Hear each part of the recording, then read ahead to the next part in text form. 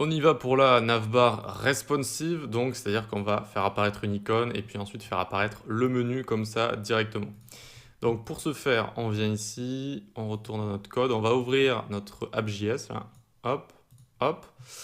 On revient dans notre style CSS, on va en dessous de notre partie navigation et il existe plusieurs manières d'écrire des media queries, de les présenter. Une des manières qu'on va faire avec ce site-là, ça va être d'écrire d'abord le code donc, du composant ou de ce qu'on est en train de coder, de la partie du site, de la section. Et ensuite, on s'occupe directement des media queries juste après. On passe une autre section, on s'occupe des media queries, pardon, on passe une autre section, on s'occupe des médias, etc., etc. Il y a une autre technique qui est de tout coder, coder tout son site, puis ensuite de faire une partie media query à la fin, voilà, en reprenant toutes les sections.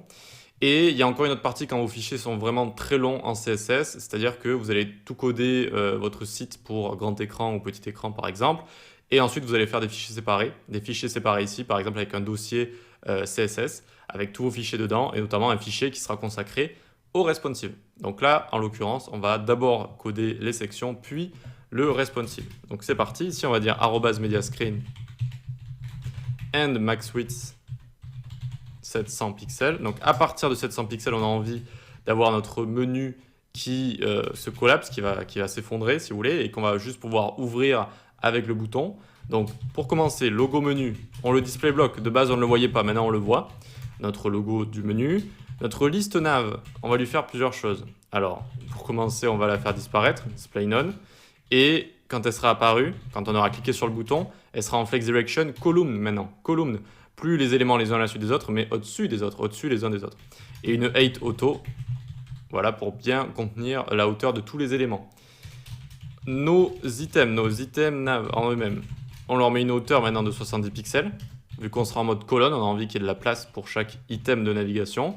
Et item nav de .nth child 1, donc le premier, on lui met une marge top de 70 pixels pour venir le séparer du top et qu'on puisse voir en fait, regardez, je vais vous montrer, comme ça c'est plus facile. Quand on ouvre comme ça, vous voyez qu'il est séparé. Accueil, il n'est pas directement au top, il a un margin 70 pixels ici, voilà, tout simplement. Oui, et je me souviens que je voulais vous dire également, tac tac tac, je crois que dans nav, voilà, j'avais fait un border bottom et j'avais oublié de le rajouter à liste nav ici. Alors c'est pas très très important, mais voilà, on essaye de rester cohérent.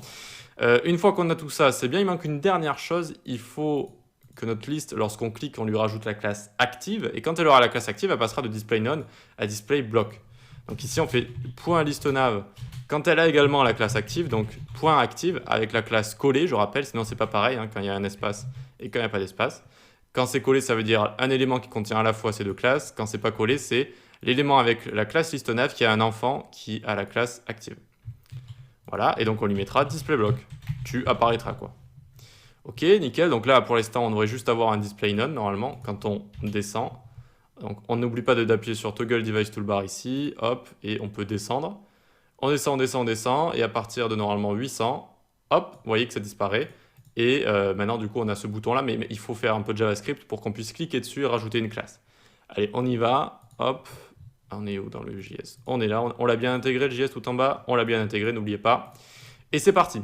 Donc on a envie de prendre const btn menu est égal document.querySelector.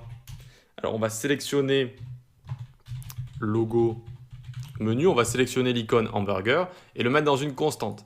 Ne vous inquiétez pas, la partie JavaScript vient après la construction de ce site. Enfin, on est bientôt à la section JavaScript. Pour l'instant, on avait quand même un petit peu découvert comment sélectionner des éléments, les mettre dans une constante. Donc, querySelector, on vient sélectionner l'élément avec la classe logo menu. Il nous faut également le menu, vu qu'on a envie de changer une classe à l'intérieur. Et on vient le sélectionner pareil, querySelector, listeNav. Nickel. Maintenant, il faut être à l'écoute d'un événement sur le bouton, l'écoute de l'événement clic. Donc, on fait btn menu.addEventListener.